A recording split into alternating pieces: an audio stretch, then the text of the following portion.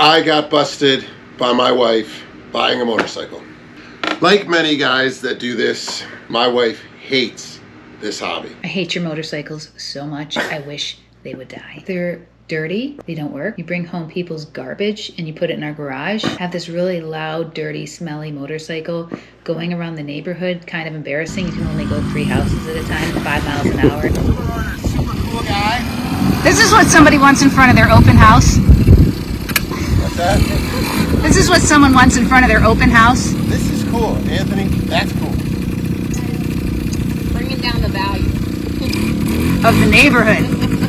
What? There's a Hollywood bad boy in town? We'll call you when there's people. The husbands don't want to move their wives in? I get it. They take up too much room. Nobody cares. You've made our boys hate motorcycles, which I guess is a good thing. And she's right. I totally get it.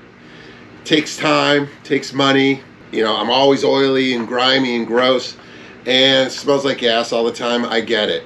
But once you start doing this, you kind of start hearing about things and opportunities, great opportunities to buy bikes at good deals come up. And my friend sent me this auction listing, sent it to me actually, and my wife. She shut it down immediately. It was for a 74 Honda CB550. I wasn't very familiar with them. There's a CB over here, but it's my buddy's. I started watching a lot of videos about them, fell in love with the lines. I put in a low ball offer and for $650, and I got it, you know, from the auction. So now I'm stuck. I had to rent a van to go try to pick it up. There's a limited window to pick it up. So I check with my insurance provider. I call him up. I say, hey, does my insurance cover the rental van?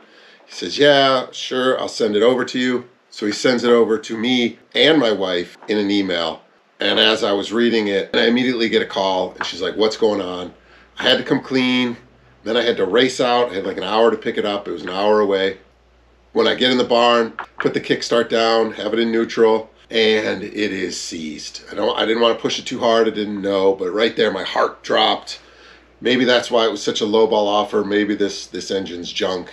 And I'm just gonna get in so much more trouble from my wife.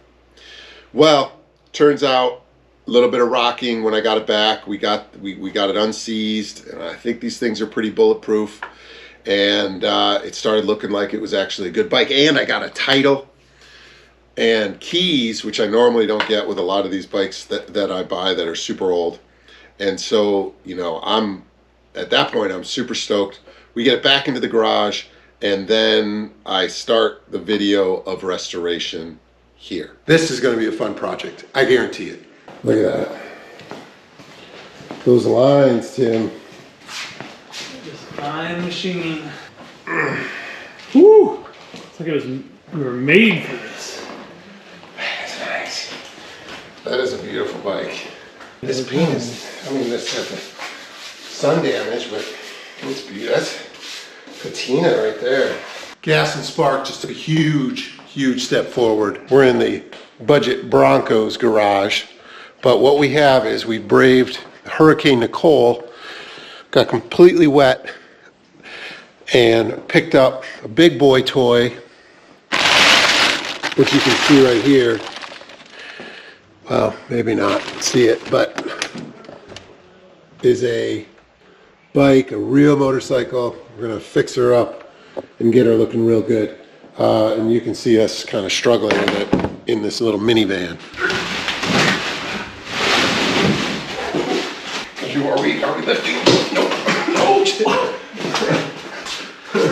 But this was completely soaked. Got it at auction, incredible price. Gonna get rid of a couple of the other Z50s, the smaller ones, keeping the 69. We're gonna make that perfect. And we're gonna have a little runabout for back and forth to the store. It's like paint thinner. That's the amazing thing. Look at this. Chrome looks really good. Chrome looks amazing. Say 18,000? 18702. All right, second day with the auction. CB554, 74 CB. Came back, did a little boroscope into the cylinders. They look good. Poured some Marvel mystery oil into the 4 cylinders. I'm going to let it sit for about 3 days, and you know, everything's looking good. Next is take off the 4 carburetors, clean them up, put them back on. I have the tank over here ready to go. I'm gonna polish that up, see if it's gas worthy, and then get a battery. Get a battery, and with those 3 things done, I think she's gonna pop. And if she does, this is gonna be one of the greatest deals in the history of motorcycle buying. And I'm excited about it because I really like the way this looks, and I think this is gonna be an impressive project. So stay tuned. All right, we're back. Budget Broncos garage. And what we're hoping to do today is take off the carbs, get them free from the cables and the air filters. Get them out. I'm going to take them back over to my house, work in the basement, because a raccoon is taking up shelter in our garage. And I have a rebuild kit. I'll get all the new brass and all the new gaskets on there and make it a little bit easier. It was a little tough to use the throttle, so I'm thinking the slides are kind of sticky with old gas. I have a new battery that came. What else do I have for here? The carb rebuild kit, and then we're gonna see if there's spark. Maybe tomorrow when I come back with the kits with the carbs all clean, check if there's spark, hook up the battery, and try to fire it up. This is the Raccoon.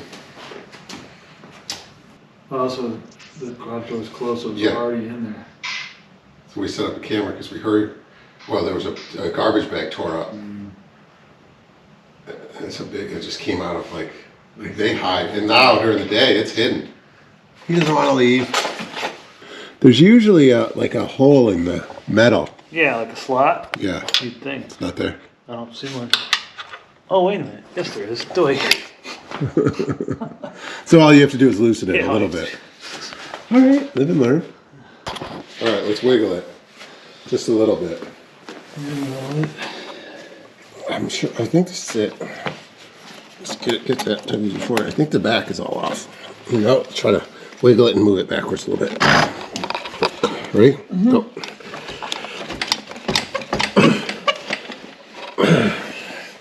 All right. We got the carb out. It's a tight squeeze when these are not flexible at all. That's what I wanted to get done today. Just get this out and take them apart and get the rebuild kit in there. I know there's a raccoon in here. Get out!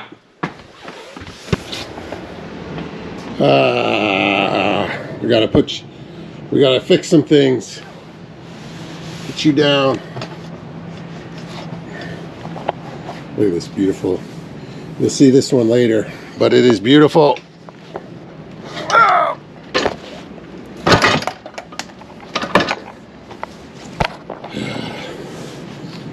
The murder scene. That mini bike was red, but it originally came chromed. Someone painted over the chrome. That's insane.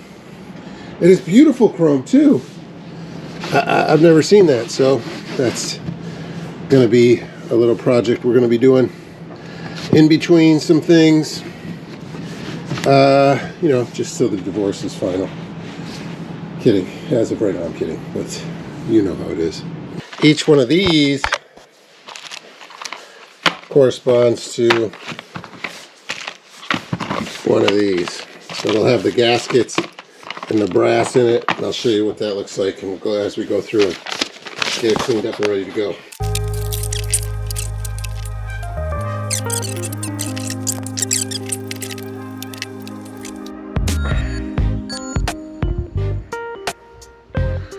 Black liquid. Not sure if that's ever a good sign, but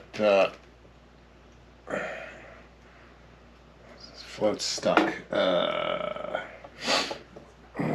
Okay. So there's good and bad news since I last did a video, and the bad news is I didn't get to do as many of the carbs as I could. The good news is we got the Raccoon out of the garage, which is a big deal because it's part of my workspace up there too, and I didn't want to go in there. We had tried some humane traps, but it just stuck its little hands in there and ate it and was too smart for that. So trapped it with a fishing net, drug it into a recycle bin. You ready? Over my shoulder. Are you ready? What a shot, though. Watch out, Ryan. It's gonna try to run out. Hey, Andy. What? Get the angles. I can't get it. Shut the door to the house. Shut the door to the house. I can't.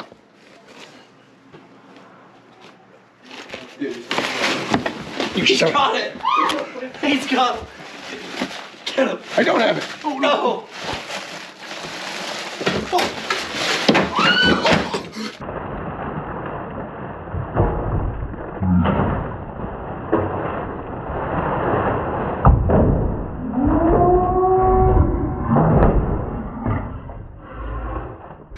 Is that it?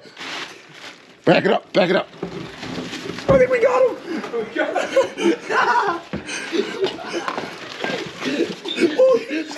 Roll it, roll it, roll it, get it out! Got him.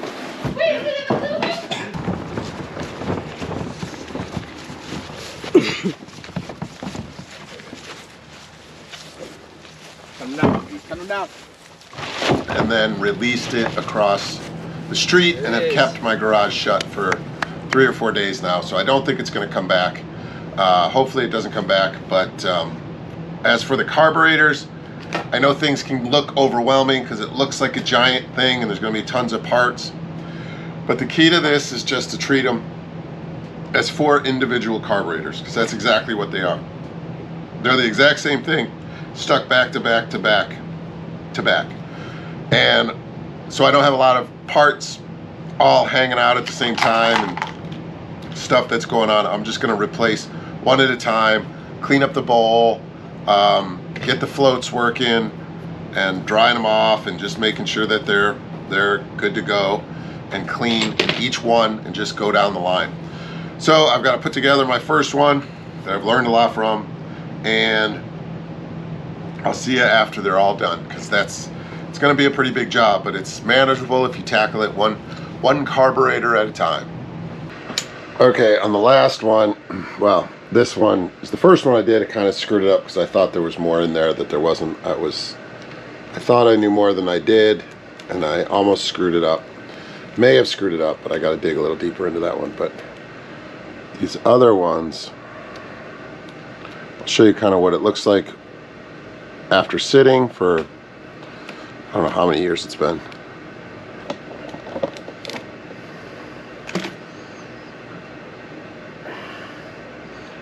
Okay, kind of nasty.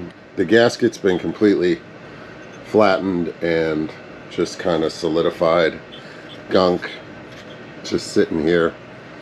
And then, as you can see in the carb, you got all this is supposed to be brass. It's nasty, gunked up. This is the float's not even moving right now, so that tells me a tremendous amount about this carburetor. I'm gonna clean it up, spray it down. This screw holds on the float housing. Float's in there. I gotta figure out why this float's not moving. Take this brass piece out, unscrew the other jet here. This will screw up. Clean it all up, spray some gunk in there, make sure things are working. So take a look at it now, and then I'll show you after I put the new pieces in. All I did was spray a little carb cleaner in this area and worked it a little bit. You can see that the floats still work. I mean, are working now a little better, but this pin here holds on the floats so I can get to all this stuff to change. You have to be careful. I never thought about this, but I hit it so hard trying to they just rest in there, trying to get it one way or the other, that I've actually broke this post and actually rendering the whole carburetor useless. So I like to take my time with these pins, even though you think you can just pop them out. Some you can, but some get stuck real good. And so it's usually light taps.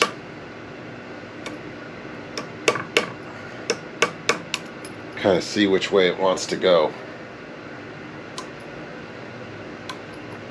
Because I think there's a preferred way that they want to go. And after sitting for a while, they don't want to go either way. So you just take your time.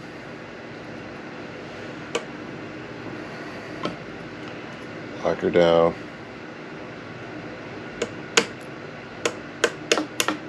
There we go. That one was nice because the third one was hard. I thought I was going to break it, so I'm putting each piece into its own little bowl so I know when I'm done reassembling it that I've gotten all the pieces. The needle.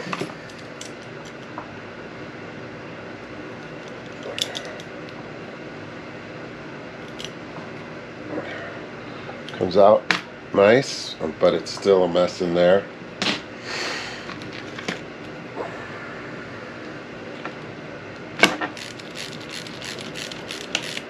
Tool from my wife's grandfather. They used to make super cool tools back then.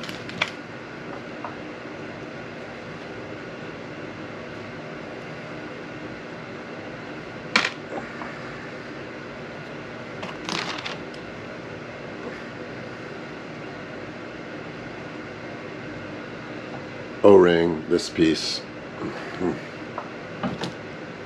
This was a relatively good looking one, the O-ring and everything. So this brass is all. Take out the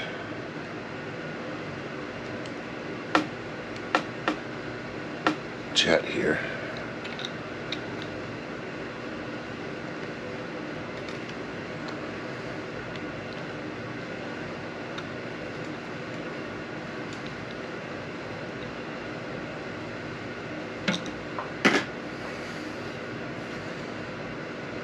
I like to see if we get a little spray from up here.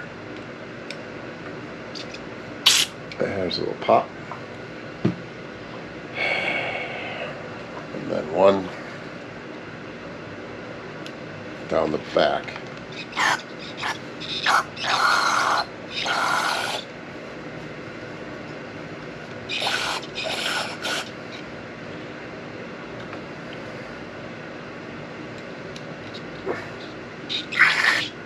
All right.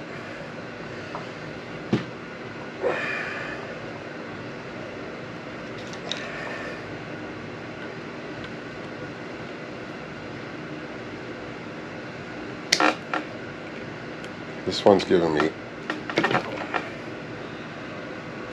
that's where the float sits. The new ones have new O-rings that haven't disintegrated, just a much tighter fit. So clean this and then get ready to put the stuff in.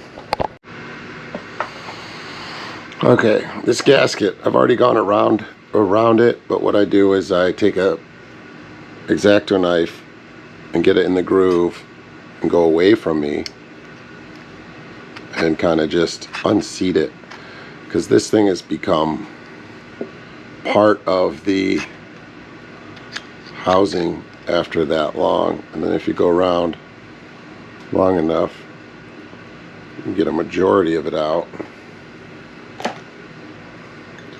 then you still got to go clean it up because it is stuck. The carb kit for about for all 4 carbs was only about 40 bucks, 44, 45 bucks.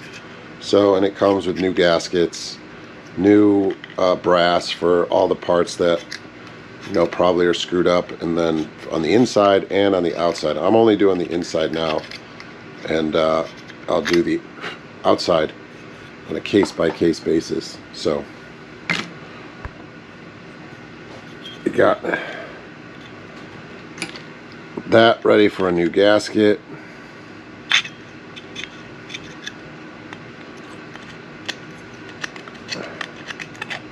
It's looking good. Still gotta put the brass in. This is as big as the carb kit is.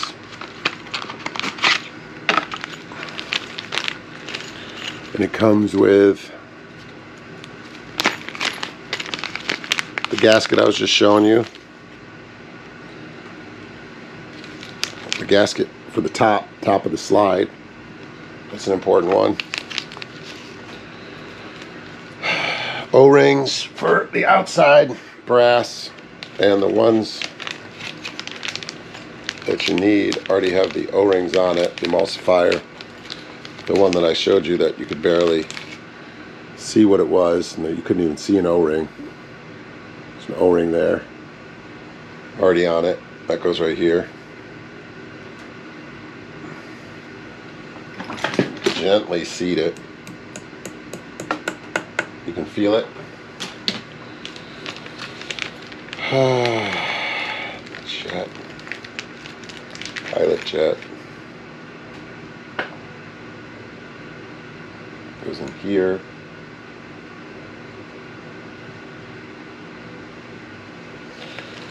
And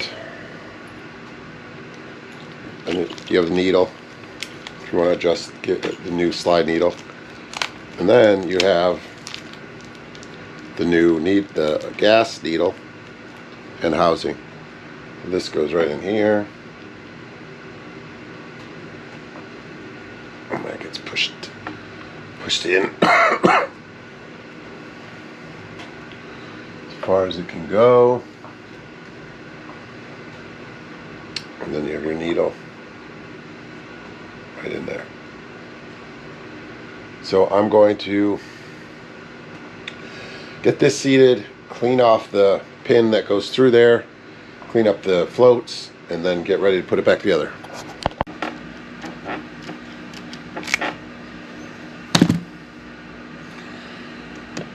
That's it. So yesterday I replaced all the brass on the inside of the cars, each 4 of them. Kept them all straight, got them back together. But the slides were still stuck. And, you know, I just sprayed some carb cleaner and degreaser, not degreaser, but penetrating oil in there and just let it sit overnight. Did absolutely nothing. But one thing I came across was people were saying to use a heat gun. I hope this helps somebody else.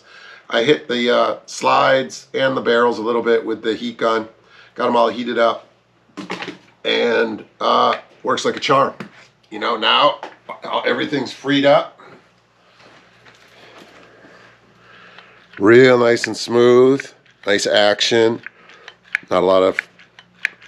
And it was just the heat gun. I think it melts the varnish. I guess when the gas turns to varnish and dries, it melts that. And then you could get in there with some carb cleaner and spray it down and just make sure that they're free, which is a huge help. Now I think we're going to be able to get it on the bike and run some gas and see if it starts. We'll see. So this is fitting.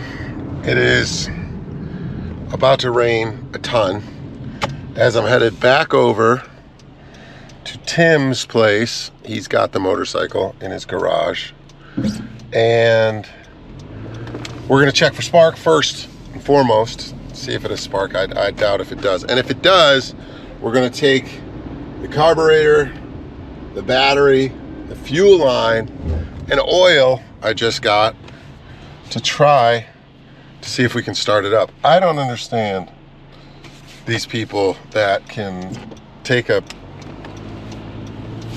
bike that's been sitting for 20, 25 years, dump some gas into it, crank it over, and start it up. Those carburetors were disgusting.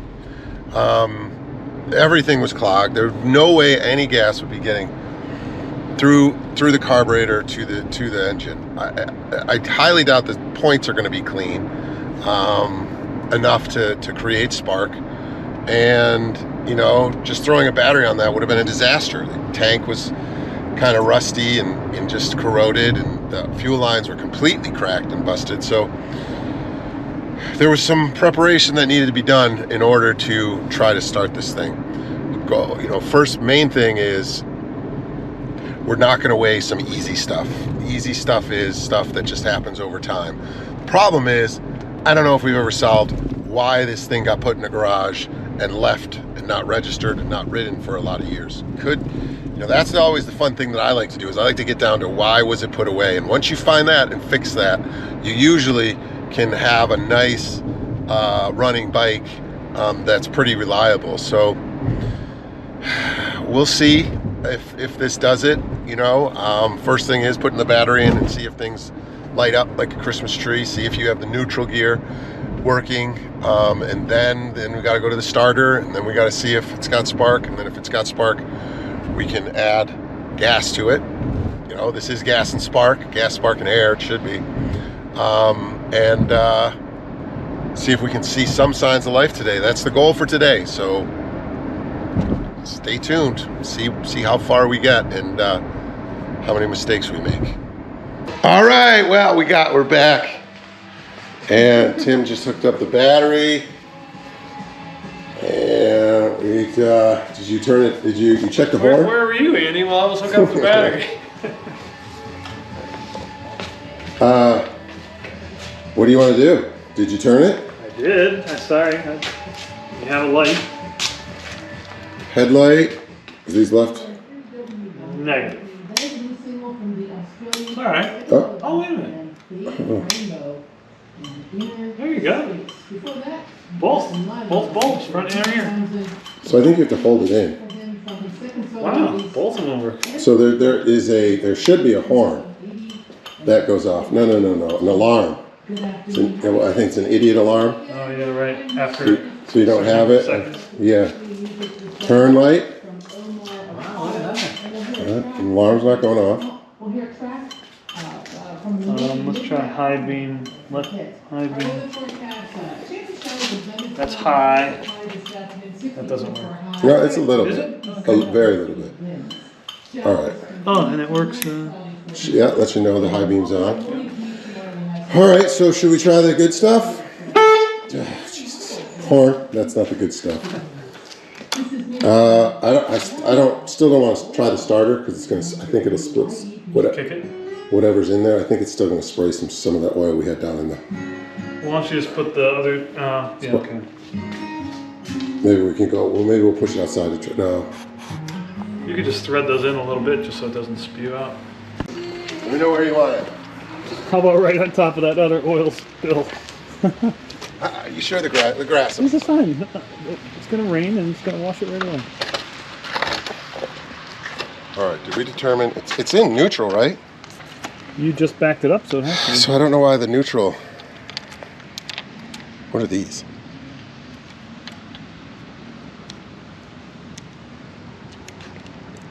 Like, what are the next couple? Yeah, I don't know.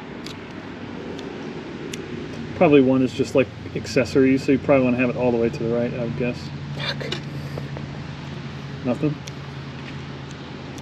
No. It's alright, we'll kick it. Could be a bad starter. Wait, turn it all the way to the right. The light's not on anymore. Okay, light's on. Nothing on the start button. That could easily just be a bad starter, a bad solenoid. I don't like that. It doesn't usually. I mean,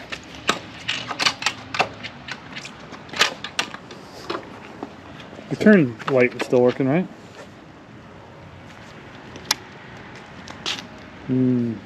So something weird.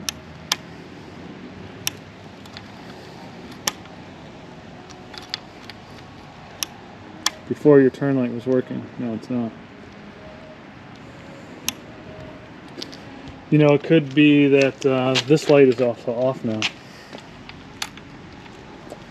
Did you charge that battery? mm-hmm. Okay, that's working now. Is that lighting up when it... Yeah, okay, that's good. I don't know if it'll start if it doesn't think it's in neutral, and the neutral gear isn't. Well, here's what I think might be happening. When you hit the horn, the light stopped working.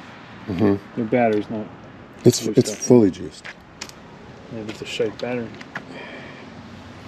Right, because the starter would draw all the power. The starter could also be. But you can test the spark regardless of the battery, right? Yeah, where is the starter on this? Yeah, that's a good question. It's usually a big bulk. Yeah, let's try to. You mind if I go? Solenoid looks pretty old too. Ready? Mm-hmm. You smell anything? Smell anything like burning smell? Yeah. No. Okay. No. This is on even though we don't know what it does.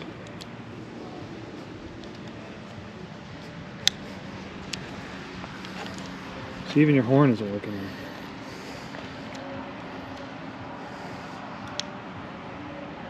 You still doing the horn? Let me, how about this?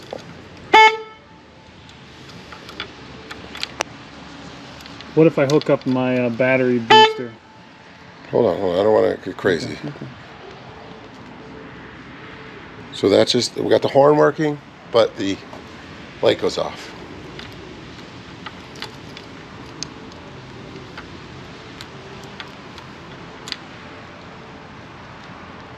I think there's a. To me, this is a battery that's just isn't putting up enough juice. It's 13 volts. I mean, it's a 12 volt battery, but it's at. I hooked it up. It said ready to go. You're saying cranking amps. Yeah. Yeah, exactly. 12 volt. Is this made for motorcycles? 12 amp hour. Yeah. Okay. I mean, it's in the exact same. It's made for the CB6550. Okay.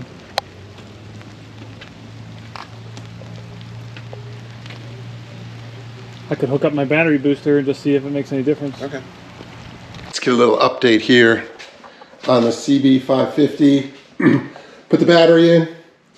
Had some good luck with some of the gauges.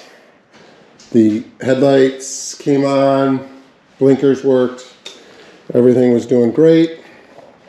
Went to check for spark. The points look amazing, and found out that the inner 2 and 3 cylinders were sparking, and the outer 2 were not, and that comes up to, there's 2 of these, and the outer 2 are all by one that we think is bad, so we're going to get a new one of those.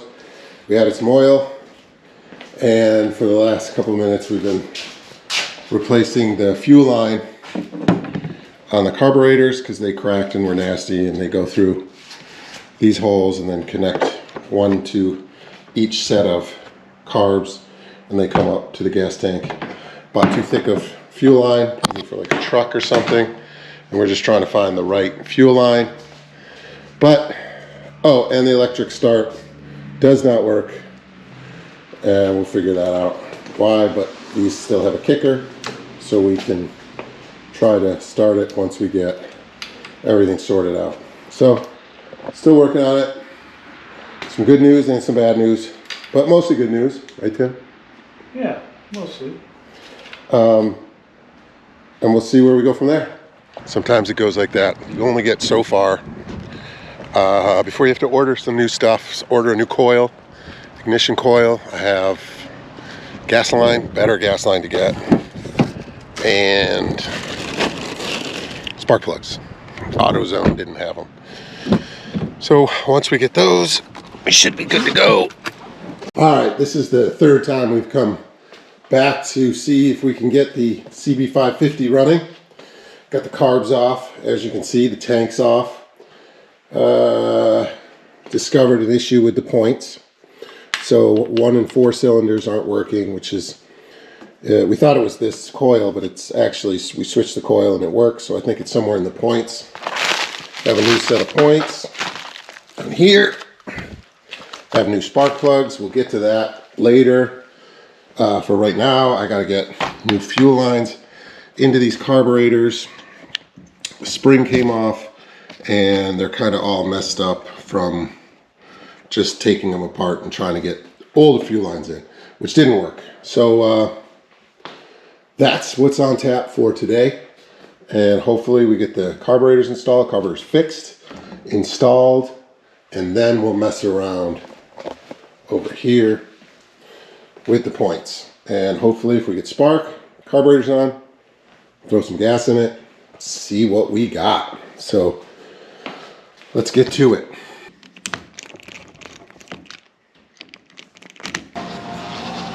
All right, here we go. We're gonna try to just get any sign of life, clean the carbs, check the timing, got new points, 1 new point, and battery works, so keep the carburetor okay. I think we still need to do a little deep dive on it, but we're gonna spray some carb cleaner in there. Just look for any sign of life. Let's go for it. What are you going to presume are the chances that it actually starts?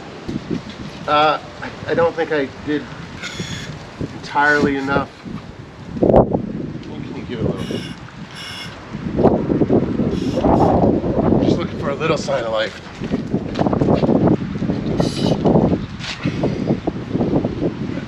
I shall.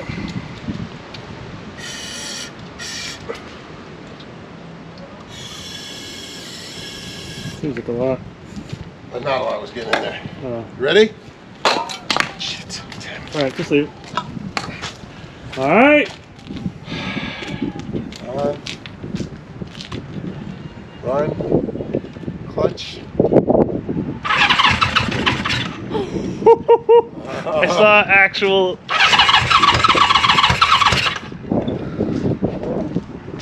It actually sounded like a running motorcycle. I think with a little help. Come on now!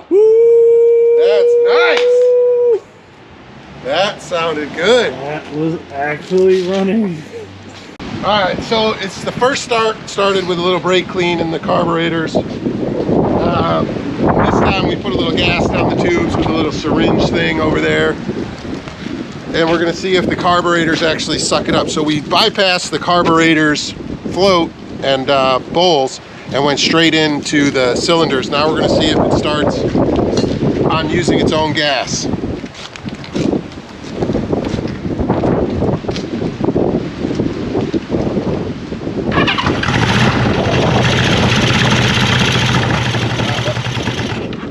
That might still be the...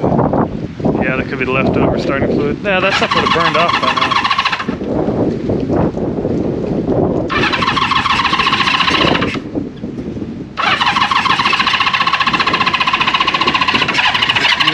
In there at all? It's on off. It's on off. Oh.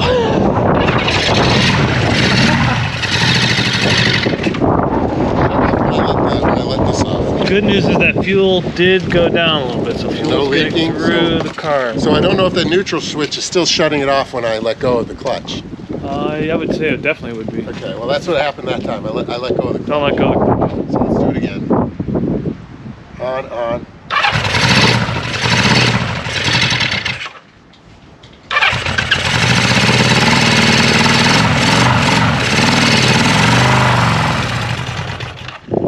Is there a choke?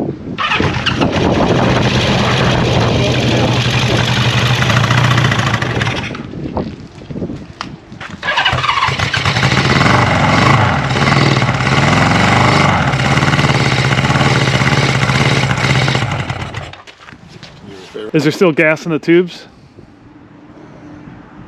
No. Hold on.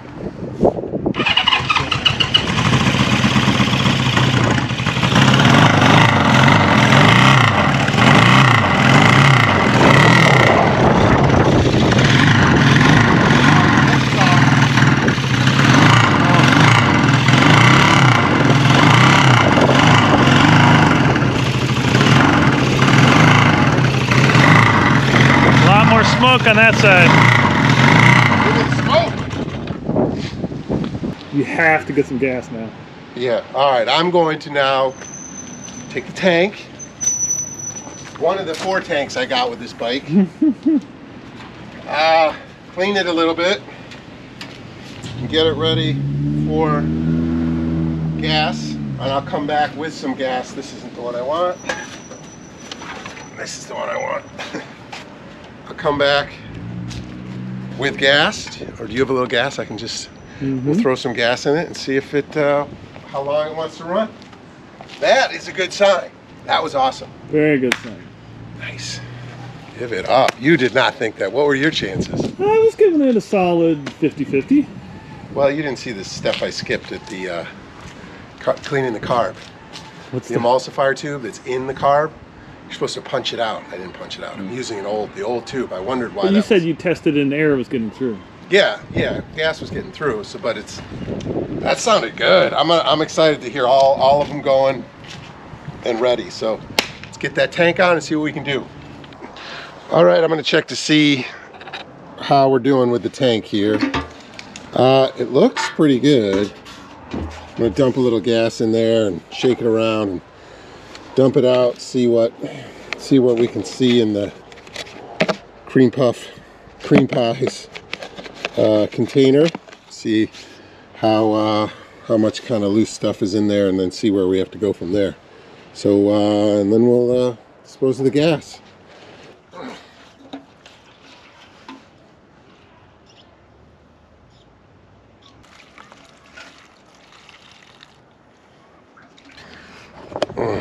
I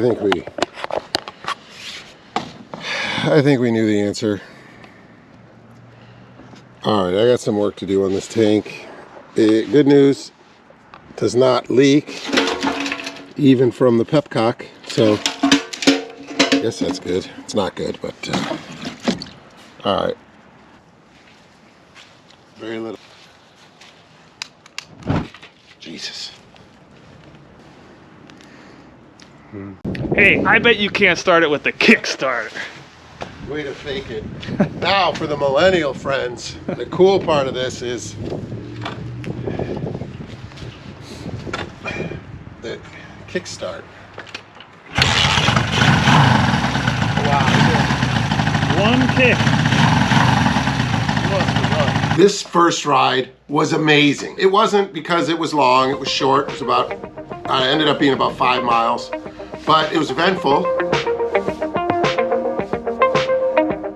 I had to drive by a police station. Nothing was legal about that trip for sure, but I had to get it back from Tim's house to my house. My van was unavailable. I didn't want to put it in there. And I was gonna start smelling up his garage with gas. So we decided once it started running a little bit, I could try to make it to my house. And you know, that's why I like these Honda bikes. Everything that could go wrong didn't, more on the fixing up side.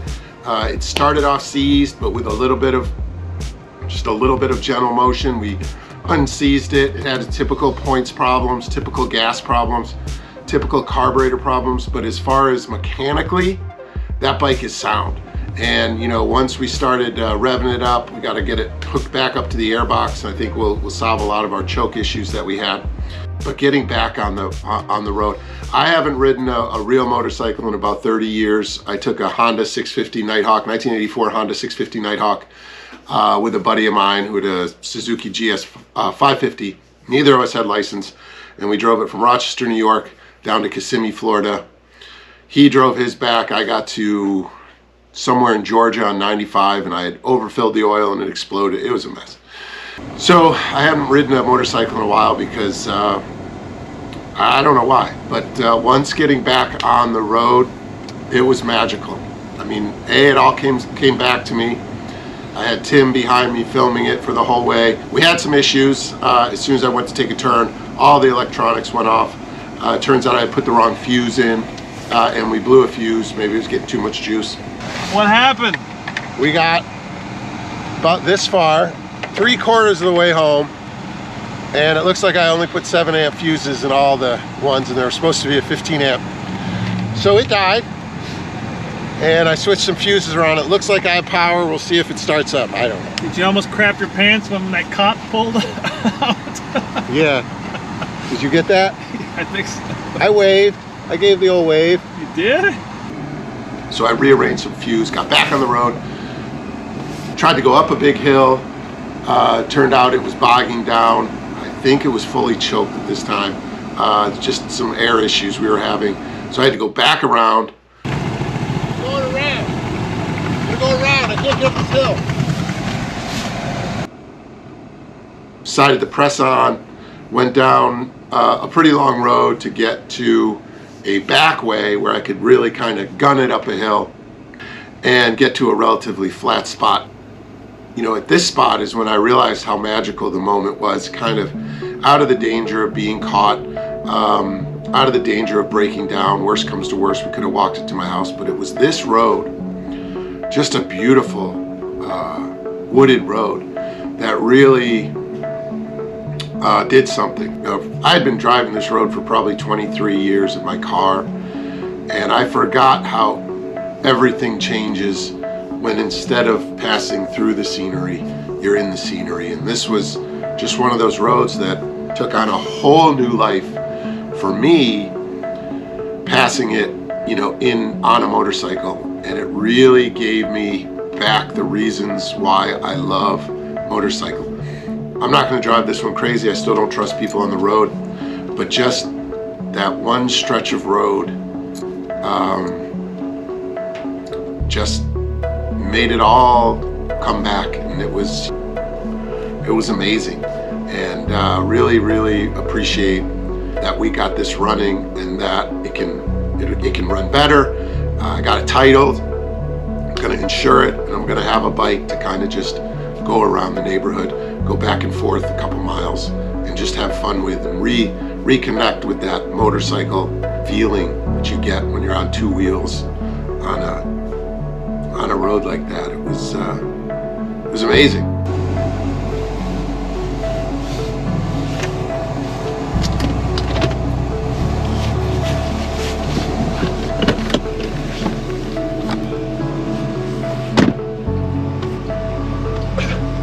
There it is. What an adventure. we had police officers, we had a breakdown, technical difficulties, freezing weather. Check out the trip, 7 miles. 7 miles? I don't know how we did that, but That must be awful. that was harder than I expected. You? I mean, I didn't realize that you weren't going to be able to go up hills, so yeah. It started to catch after a while. I started to be able to just jam it, and it would bog, and then it would catch. And there were certain spurts where it just wanted to go. So I'm gonna clean the carbs. We'll get her ready, get her all blasted up, getting ready, get my license, and be able to take it to the store and back, and go get some groceries. And on that road, did you get anything on that road? That was beautiful. That's what I was motioning for. All right, well, thank you. Successful ride. First ride, what do you think, Tim? Were the blinkers working? Yeah, I'm pretty sure the headlight must not be working, because only one of the two will work, either the rear or the front. And the horn, the idiot thing was working. It was you must have taken out the headlight fuse. Yeah, so the first one's gone. Yeah. So this is a 7, which should be a 15. This is a 7, and then this one popped. Yeah. This one popped, and I moved it over just to get going. Success.